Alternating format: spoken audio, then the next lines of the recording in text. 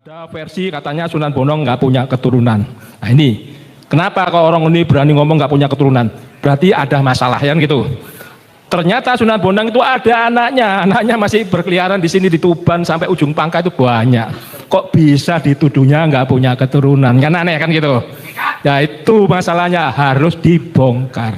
Ya, Bapak ini ada Bu Lilin itu pojok itu, ya itu kenalkan itu kawan dekat saya. Beliau keturunan emas. Mencari-cari itu nasabnya. Di mana aku ketemu emas itu Maulana Sayyid itu sama Indosermo sama ujung Pangka, coba cari. Ternyata betul itu rangkaiannya Sunan Bonang, tinggalnya di Tuban.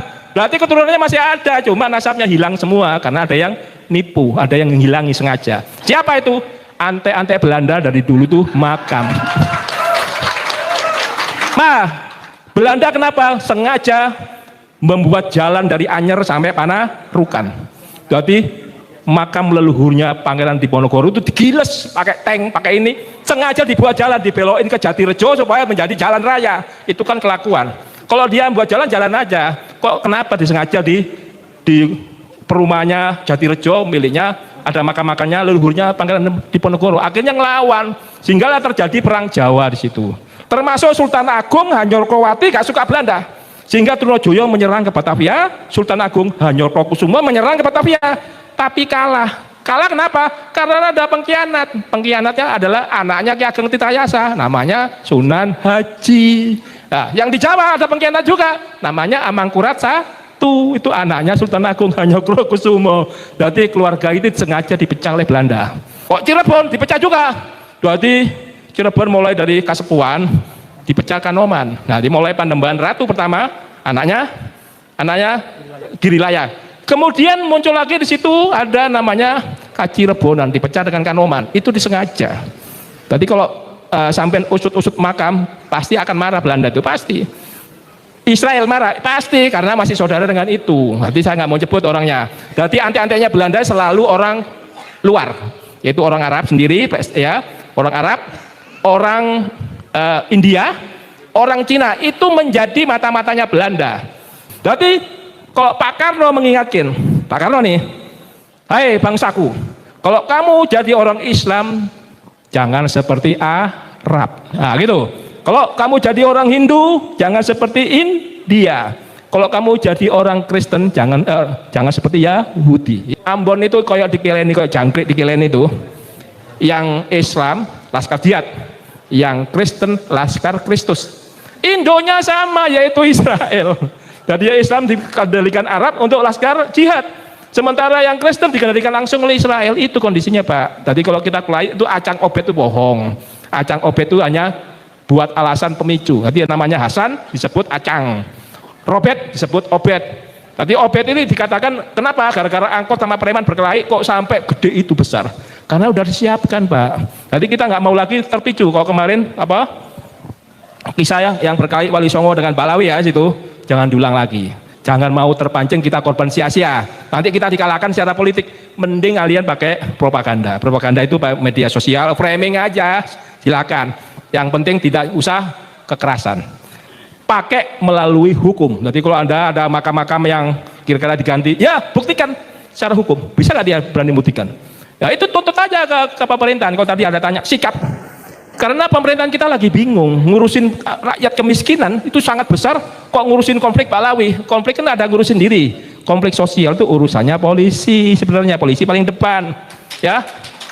Tentara belakangan, tentara nggak boleh karena ada persyaratan polisi dulu. Kalau polisi nggak mampu minta bantuan tentara, namanya Banmil, bantuan militer. Kalau dia sudah nggak ngaku lagi Nabi Muhammad tapi ngakunya Yakub, ngakunya Ishak, ngakunya Nabi Ibrahim, sama-sama Nabi tapi nggak usah marah. Tapi jangan ngaku Nabi Muhammad itu loh.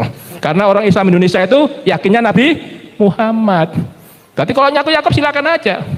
Nah itu kondisinya karena fakta DNA jelas haplo G, haplo J. Jadi perlu penelitian ulang. Penelitian ulang apa?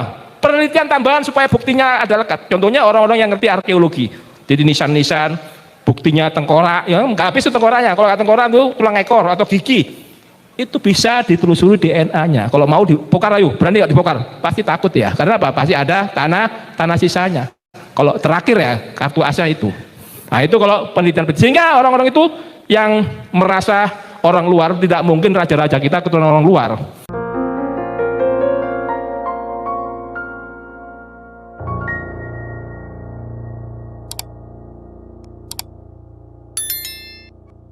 lihat dari Google, dari sejarah, orang bingung Sunan Bonang. Ada versi katanya Sunan Bonang nggak punya keturunan. Nah ini, kenapa kalau orang ini berani ngomong nggak punya keturunan? Berarti ada masalah, ya gitu. Ternyata Sunan Bonang itu ada anaknya masih berkeliaran di sini di Tuban sampai ujung Pangka itu banyak.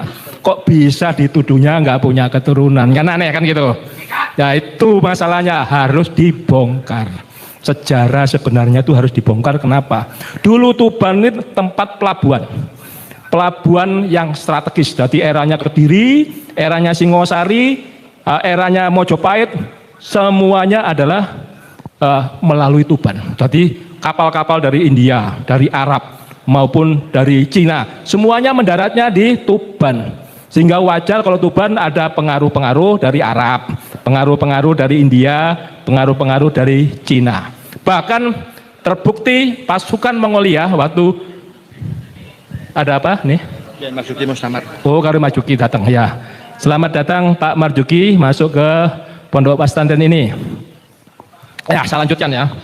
Dari situ kita lihat Bonang dituduhnya nggak punya keturunan. Padahal itu namanya Raden Maulana Makhdum Ibrahim yang dikenal dengan Sunan Bonang. Itu punya anak namanya Maulana Makhdum Husin. Ya gitu. Kemudian ada Duhril, Dewi Duhril. Itu menikah dengan Sunan Kudus. Nah itu Dewi Duhril itu. Kemudian ada keturunannya lagi namanya Sunan Tempeng. Itu di Tuban. Dan ada di Sampang. Di Sampang itu ada Sunan ya. Itu rangkaiannya dari Bonang. Dan ada Bawean. Bawean itu diislamkan oleh Tuban. Jadi ada Sunan Bonang Bawean. Itu keturunannya Bonang. Jadi bagi keluarga-keluarga yang di Tuban saat ini itu Bonang pasti banyak. Cuma orang kan nggak tahu. Tapi kalau diusut itu pasti ketahuan. Ya sekarang Anda bagaimana mencari bukti-bukti itu, arkeologi, nasab-nasab dikumpulkan yang ada di Tuban. Nah saya tahu kalau nggak salah Bonang paling banyak di ujung Pangka, di wilayah Gresik. Karena wilayah dakwahnya itu Gresik, kemudian Madura, Bawean sampai ke Lasem. Lasem sampai ke wilayah Cirebon. Itu dulu dakwahnya Sunan Bonang. Dia menikah di situ. Bahkan Sunan Bonang dan Sunan Giri itu kayak kakak beradik menghadap ke Malaka, menemui Malona Esa. Ternyata Malona Esa itu adalah bapaknya Sunan Giri. Itu sama-sama Sunan Bonang ke Malaka. Nah, baru dia ke Paseh, berguru di Paseh, menemui salah satu Sunan. Itu sejarah Indonesia. Coba kalau mencari makam-makam, biasanya nisannya tuh. Nisannya ada nisan Mojopahit atau nisan eranya Wali Songo. Kalau nisannya Balawi, fotonya dilihatin. Kalau itu ketahuan, Anda tuntut secara keadilan, secara hukum. Nanti nggak usah main kekerasan. Kalau main kekerasan nanti kan hasilnya nggak bagus. Nah, kalau kita lihat katakan Israel. Bani Israel tuh menurut pandangannya orang Yahudi ya, bahwa dia keturunannya Nabi Nuh. Ya, ini ngomongnya dia.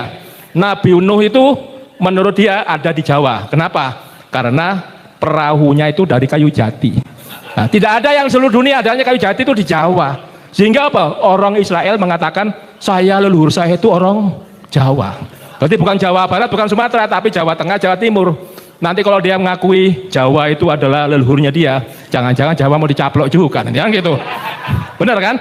Ya ini makanya kita harus hati-hati karena keinginannya orang-orang itu ingin nyaplok Jawa, mungkin ya. Nah, kemudian kalau kita lihat dari para nabi. Tadi Israel sama Ismail itu ujung-ujungnya sebenarnya saudara dari Ibrahim. Satu punya anak Ishak, satu Ibrahim punya anak Ismail. Ishak melahirkan Yakub. Ya dimulai dari Yakub itu menurut orang Islam itu lahirlah Yahudi itu. Nah, jadi para nabi itu ada 13 nabi yang keturunannya Israel. Dimulai dari Yakub sampai Isa. Itu 13 nabi. Hanya 2 yang bukan dari keturunan Israel, jadi Yunus sama Suaib itu yang bukan. Nah, sehingga dia ditarik atasnya lagi. Nabi Ibrahim kan rangkaiannya Nabi Nuh. Berarti kalau Anda lihat golongan darah resus negatif itu Nabi Nuh. Nabi Nuh sehingga dipecah, ada yang dikutuk, ada yang tidak dikutuk. Sama-sama resus negatif. Resus negatif itu bukan kalangan Yahudi aja, orang Jawa juga banyak yang resus negatif, tapi bukan Yahudi dia, dari Nabi Nuh. Nah, kita lihat sekarang Trump itu resus negatif. Barack Obama resus negatif, Bush resus negatif, Bill Clinton resus negatif, Pangeran Charles resus negatif. Mana yang dikutuk, mana yang tidak dikutuk kita nggak tahu. Nah, itu apakah Yahudi resus negatif? Bukan, tapi dari Nabi Nuh. Nah, yang dikatakan orang Islam hanya dari Yakub ke bawah itu keturunan Israel. Nah, ini posisinya, sehingga berbeda pandangan. Dari berbeda pandangan ini kita tarik Kenapa orang Wahabi, orang yang senang khilafah dan seterusnya itu maunya syariat Islam? Seperti era kedatangan Islam, datang Jumadil Kubro diperintah oleh eranya Utsmaniyah dari Khalifah Utsmaniyah. Utsman bin Affan ada di Turki untuk mengislamkan Jawa, yaitu Hindu Siliwangi sama Hindu Mojopahit. Itu orang Islam mau mengislamkan itu. Sehingga apa yang terjadi di Raden Patah? Raden Patah itu anak ke-13 dari Brawijaya V yang disebut dengan Sunan Lawu. Berarti kalau Anda mendengar istilah Sunan Lawu itu berasal dari Brawijaya V. Brawijaya V punya anak namanya Andayaningrat, itu anak ketiga. Kemudian anak yang ke-13 tadi Raden Patah ya. Ini nanti menikahi anaknya sudah nyampel, namanya Dewi Mutosima, istrinya 3 Raden Patah, termasuk Subanci yang dari Cina, keturunannya Chenghu. Nah, kemudian kalau Raden Patah, anaknya namanya anak pertamanya Adipati Unus, anak keduanya Sekar Sudalepen, kemudian anak tiganya perempuan, anak keempatnya Trenggono, Sultan Trenggono. Harusnya Adipati Unus ketika menyerang Malaka dikuasai Portugis, dia di tengah perjalanan meninggal. Penggantinya harusnya Sekar Sudalepen. Tetapi Sekar Sudalepen dibunuh, diracun oleh Sunan Prawoto. Sunan Prawoto itu anaknya Trenggono. Supaya Sekar Sudalepen mati, biar nanti penggantinya Trenggono, pasti Trenggono jadi raja nih, jadi sultan. Penggantinya nih Sunan Prawoto, harapannya itu. Ternyata si Aryo Penangsang tahu bapaknya kok mati, ini gara-gara Sunan Prawoto. Aryo Penangsang marah, akhirnya membunuh Sunan Prawoto sama Pangeran Timur. Tinggal anaknya 2, Ratu Kalinyamat sama Mas Cempoko, anak Trenggono nih. Ratu Kalinyamat beruber lari ke Jepara bertapa menghindar dari keturunan raja. Sehingga yang muncul adalah Mas Cempoko. Mas Cempoko akhirnya ada konon berita, ada ramalan ini. Mas Cempoko nanti akan dari Brawijaya V ya, dinikahi Brawijaya V akan menggulingkan Trenggono. Ini informasi gitu, Trenggono marah. Semua anak laki-laki era itu dibunuh semua sama Trenggono. Nah, Joko Tingkir itu dititipkan apa waktu kecil ke Ki Ageng Pamanahan. Nah itu Pak. Ini berita saya sejujurnya ya. Aslinya Sutowijoyo itu bukan anaknya Ki Ageng Pamanahan. Ya itu ibaratnya kok masa lalu kan bukan selingkuh Pak ya. Tapi Pak pinjem bibit karena Ki Ageng Pamanahan mandul. Nanti perjanjian kakamprit antara Ki Ageng Mangir sama Ki Ageng Pamanahan. Ini perjanjian kakamprit siapa yang neguk satu kelapa itu yang keturunannya jadi raja. Nah ini ya ceritain ya. Tadi waktu Ki Ageng Mangir manjat kelapa, dia punya kebun, manjat kelapa nih. Kelapanya banyak mau dipetik. Kelapa yang satunya itu sebelahnya tinggal 1 buah, tiba-tiba kelapanya bisa ngomong. Hei Mangir, ambil itu kelapaku. Kok kamu itu gak ada gunanya. Ambil kelapaku, minum kelapaku, nanti keturunanmu jadi raja. Turunlah Mangir, ambil kelapa satunya lagi, dicopot. Karena dia tidak haus, ditaruh di rumah, ditaruh di meja. Dia berkebun dulu karena tidak haus. Tiba-tiba Ki Ageng Pamanahan jarak rumahnya 15 kilo menuju rumahnya Mangir. 15 kilo kan haus nih. Siang bolong, kecapean cari Mangir. Mana? Nggak ada. Karena haus, nggak ada air, adanya kelapa itu. Kelapa itu diminum oleh Ki Ageng Pamanahan. Sehingga itulah yang terjadi. Apa? Keturunannya Pamanahan yang jadi raja. Nah, dari situ apa yang terjadi? Ki Ageng Pamanahannya, aku nggak punya turunan, aku mandul kok bisa menjadi raja. Ternyata Sutowijoyo itulah nanti pinjam anunya Joko Tingkir. Nah, sehingga apa yang terjadi ketika Joko Tingkir menikah dengan Ratu Mandoko. Nah, Ratu Mandoko ini bukan ya, Ratu Mandoko menikah dengan bapaknya Joko Tingkir namanya Kanigoro ya, Kebokunongo. Kebokunongo dengan Ratu Mandoko itu menikah. Siapa Ratu Mandoko itu? Adalah anaknya Sunan Kalijogo ini yang ada di tempeng tembok ini. Itu adalah anaknya Sunan Kalijogo. Jadi wajar kok Joko Tingkir muridnya Kalijogo. Nah itu. Sehingga Joko Tingkir kemudian menikah dengan Joko Tingkir nanti menikah dengan Mas Cempoko yang anaknya Trenggono, melahirkan namanya Pangeran Benowo. Nah, Pangeran Benowo harusnya jadi raja. Kemudian tidak jadi raja, diganti namanya Sutowijoyo. Itu. Jadi keturunan Sutowijoyo ini akan menjadi raja semua yang dari Jawa Tengah. Itu kisahnya. Monggo Pak Marjuki, silakan. Ya, santikan dulu ya.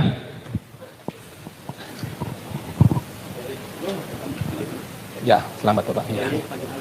Ya. Ya. Ya, saya lanjutkan lagi. Nah, dari Joko Tingkir tadi ya. Tadi Joko Tingkir kemudian menikahi Mas Cempoko itu anaknya Tenggono. Tadi pakai sayembara, Joko Tingkir yang menang, pakai kebo itu, ya. Yang bisa mendamaikan kebo itu adalah Joko Tingkir. Nah, setelah Joko Tingkir punya anak namanya Pangeran Benowo, ternyata kok rajanya bukan Pangeran Benowo karena masih kecil. Sutowijoyo juga anak Joko Tingkir aslinya itu. Tadi cuma keturunannya Siti Sabinah. Siti Sabinah itu dari Sunan Giri. Jadi Siti Sabinah nanti ada Sedo ing Margi, ada Sedo Dalem. Sedo Dalem ing Kulon itu kelompok Jawa Tengah. Yang ing Wetan itu kelompoknya Giri, ing Wetan. Nanti ing Wetan itu nanti melahirkan kelompoknya Sunan Prapen, Panembahan Kawisguwa, Panggonan Ageng Giri, Panembahan Mas Pitono, Wiryoko sampai ke Singonegoro, baru terakhir adalah Pangeran Singosari. Itu rangkaiannya Sunan Giri. Saya jadi Singonegoro. Singonegoro itu menikah dengan perempuan. Perempuan itu yang keturunan Sunan Giri, bukan Singonegoronya. Singonegoronya itu keluarganya Bathara Katong. Ya, oke ya, ngerti ya. Nanti Bathara Katong nanti punya anak namanya Nyai Mas Fitriah, dinikahi oleh Badrodin. Badrodin itu cucunya Sayyid Sulaiman. Nah, Sulaiman ada Ali Akbar, nanti ada Iskandar, Badrodin, sampai terakhir ada Ali Asgor. Itu seluruh tapal kuda itu keluarga besar. Nanti nggak bisa ditipu. Nanti kalau orang tipu-tipu, dia punya ilmu rasa. Jadi tahu nih saudaranya bukan ketahuan. Nah itu. Jadi kalau dibilang keturunan keluarga Wali Songo itu jumlahnya bisa nyampe jutaan. Kenapa? Istrinya banyak, anak-anaknya banyak. Mungkin di depan saya ada banyak sekali keturunannya Wali Songo. Makanya jangan dibilang nggak ada keturunan itu makanya. Ya benar ya. Ya kalau itu dipertahankan sejarah dibuka.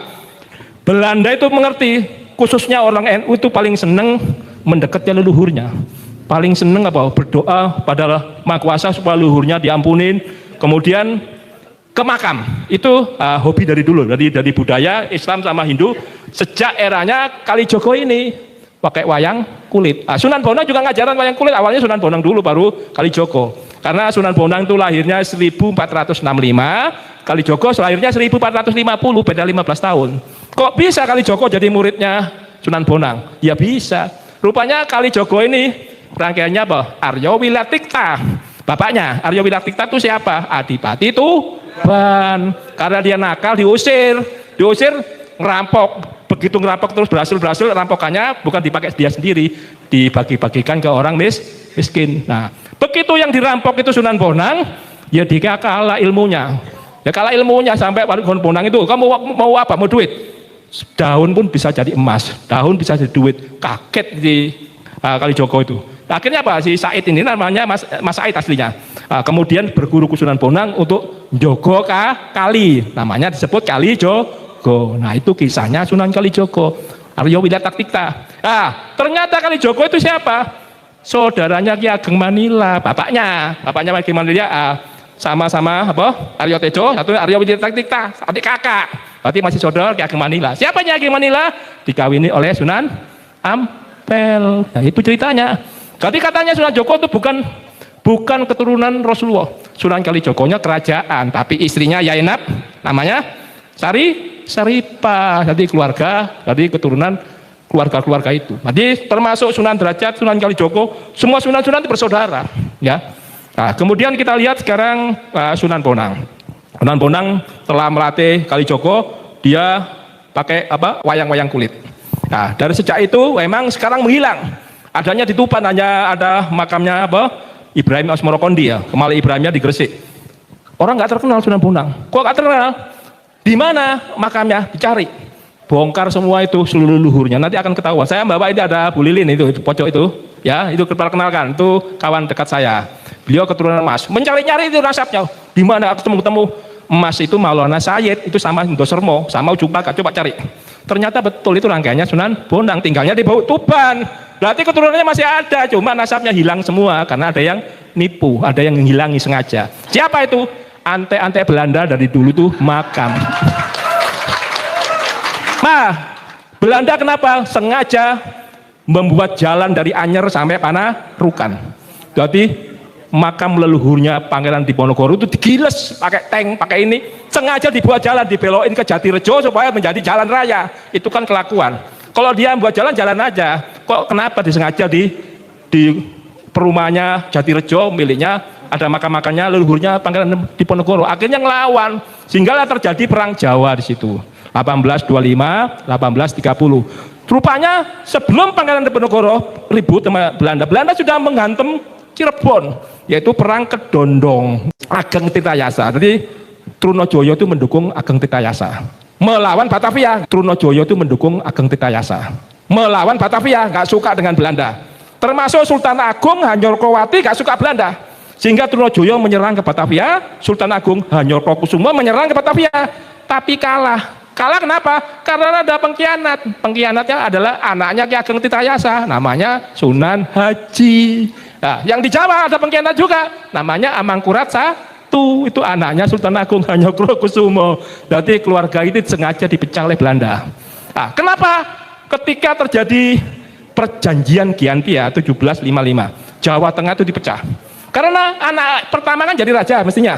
Anak pertamanya ditangkap Belanda, nggak mau kerjasama Belanda, dibuang ke Sri Lanka, jauh Sri Lanka, nggak kembali lagi ke Jawa.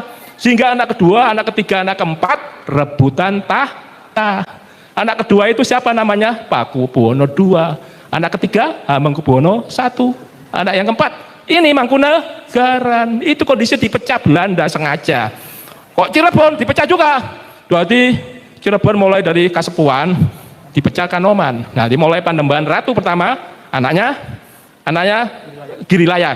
Kemudian muncul lagi di situ ada namanya Kacirebonan, dipecah dengan Kanoman. Itu disengaja. Tadi kalau sampai usut-usut makam, pasti akan marah Belanda itu pasti.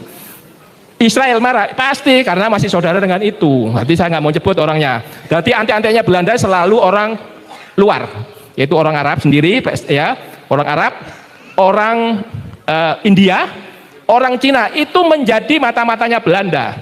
Jadi Belanda dari dulu melakukan namanya operasi tertutup. Operasi tertutup itu dibilang orang covert action.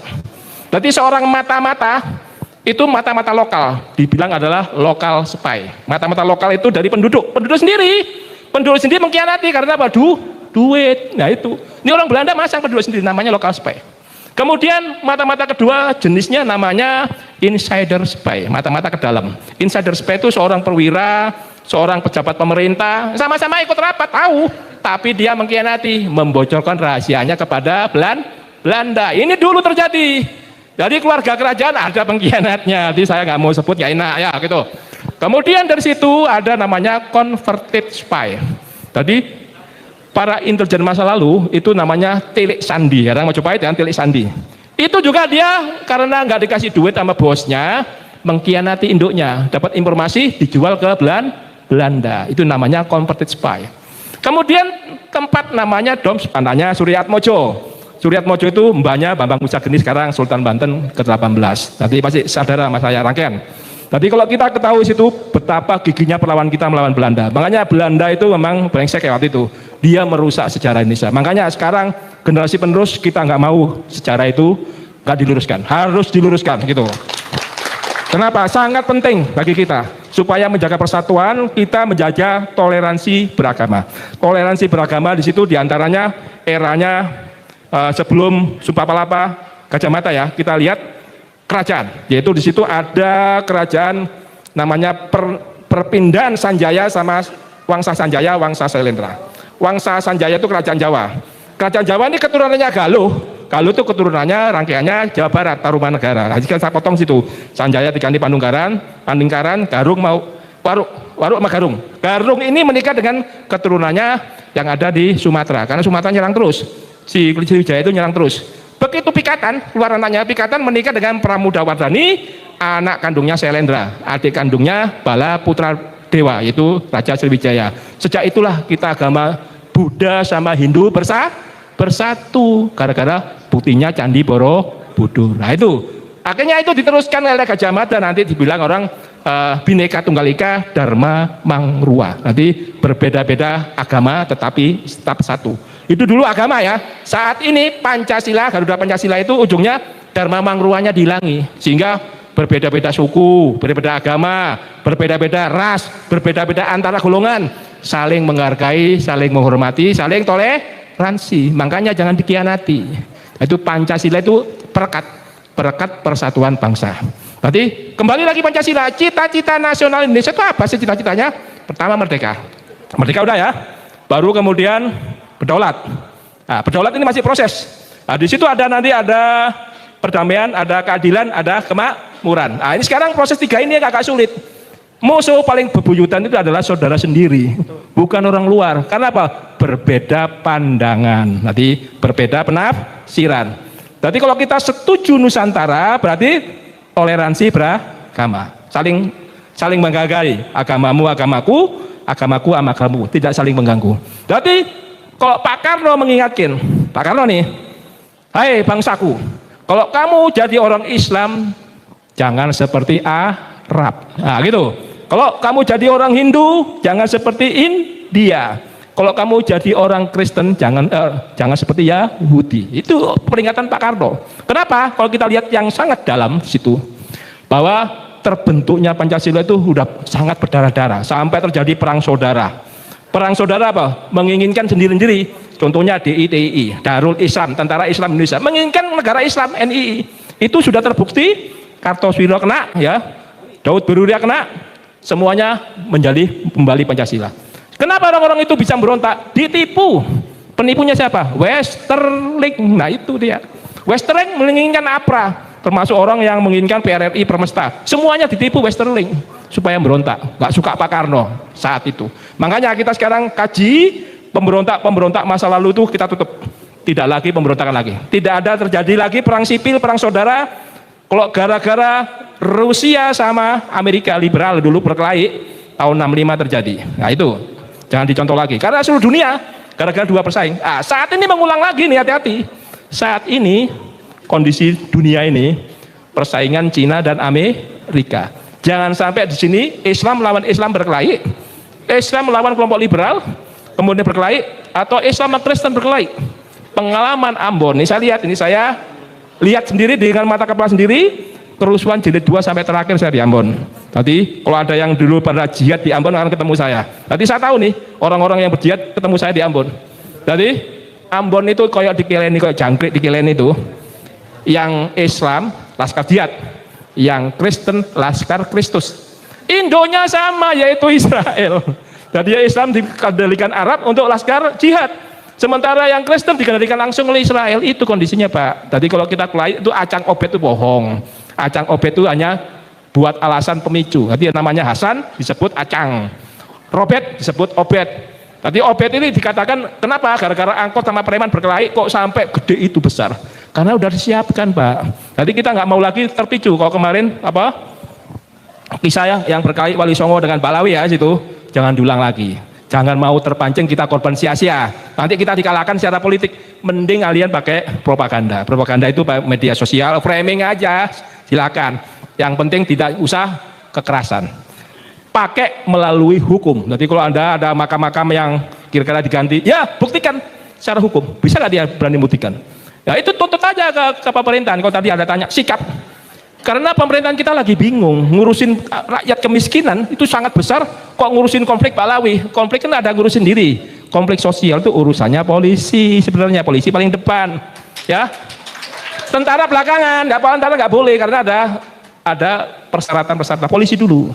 Kalau polisi nggak mampu minta bantuan tentara, namanya banmil, bantuan militer. Tentara minta bantuan sekarang Undang-Undang 23 tahun 2005. Kalau kemarin Undang-Undang nomor 3 2002 ya, itu baru 14 tugas. Tentara tambah 2 tugas, yaitu tugas itu cyber sama melindungi warga negara Indonesia yang di luar negeri. Kenapa? Karena banyak TKI kita kerja di luar negeri tidak terlindungi. Ada yang tubuhnya dipakai organnya diambil. Nah, kalau itu sangat membahayakan karena kepolisian juga nggak ada di luar negeri, bahayanya banyak. Akhirnya kita dikasih tugas itu. Kemarin kita membebaskan TKI kita yang ada di Myanmar. Hampir diikutkan pemberontakan melawan kelompok pemerintah. Pemerintahnya juntai militer dilawan kelompok pemberontak. Ada 17 pemberontak di Myanmar. 17 pemberontak termasuk Rakhine State, termasuk Rohingya, itu termasuk pemberontaknya. Termasuk Kachin dan sebagainya. Itu melawan pemerintahnya sendiri. Nah, TKI kita suruh ngelawan itu, ya, TKI mati dong. Oh, kita juga ingin hidup, ingin kerja kok dimasukkan ke sana. Itu tentara yang ambil. Nah, itu kondisinya Pak. Berarti seluruh dunia sekarang dimulai dari Arab Spring. Apa itu Arab Spring? Jadi kondisi kelompoknya Barat ini mengambil migasnya Arab Spring, minyak gas, tapi dengan dalih rezim. Selalu itu. Tunisia kejadian, namanya Abu Azizi. Itu seorang pedagang kaki lima, dia jualan di kota A diusir, pindah kota B diusir, pindah kota C. Akhirnya dia nggak bisa hidup. Saya ini jual barang murah pada bangsaku sendiri, kok aku diusir nggak boleh jualan. Nah itu kondisi Abu Azizi. Sehingga gara-gara itu protes, demo. Karena Amerika ini ngelihat ini ada peluang nih menggulingkan rejim yang nggak mau koordinasi sama saya. Akhirnya apa? Dikasih handphone, dikasih duit, kasih senjata. Nah, ini bayar senjata. Apa? Yang terjadi demonya banyak. Al-Abidin akhirnya jatuh karena dia dituduh karena handphonenya tidak ada rahasia, dibuat-buat berita hoak bahwa Abidin sewenang-wenang menangkap, menculik, menyiksa. Nah, itu namanya berita bohong. Makanya hati-hati lihat berita sekarang. Jadi namanya post truth sama neo post truth. Kalau post truth itu berita awalnya berita satu benar, dibenarkan karena berita satu benar. Begitu neo post truth, berita itu ribuan tidak benar, yang benar satu. Akhirnya orang nggak percaya pada yang benar ini, percaya pada ribuan yang bohong itu. Itu yang disebut neo post truth. Nah ini sekarang rame-ramenya neo post truth, bertubi-tubi tadi berita bohong. Nah itu yang terjadi Pak. Sehingga kalau kita wawasan kebangsaan, kita pilah dulu beritanya supaya benar. Gimana caranya benar? Supaya sejarah itu nggak dirubah lagi. Ujungnya itu. Berarti kalau peristiwa di Ponorogo makamnya leluhurnya dihantam, sampai sekarang Belanda pergi masih menelurkan ante-ante. Ante-antenya pasti orang-orang blasteran. Blasteran apa? Dari Arab, dari China, dari India. Itu. Jadi saya nggak perlu usut-usut, orang udah tahu. Nah, begitu undang-undang menyatakan kalau dia nggak terdaftar sebagai warga negara akan diusir, akan dideportasi. Itu aja diangkat, biar mereka ngurus. Kalau udah ngurus terbukti, kalau dia sudah nggak ngaku lagi Nabi Muhammad, tapi ngakunya Yakub, ngakunya Ishak, ngakunya Nabi Ibrahim, sama-sama Nabi, tapi nggak usah marah. Tapi jangan ngaku Nabi Muhammad itu loh. Karena orang Islam Indonesia itu yakinnya Nabi Muhammad. Berarti kalau ngaku Yakub silakan aja.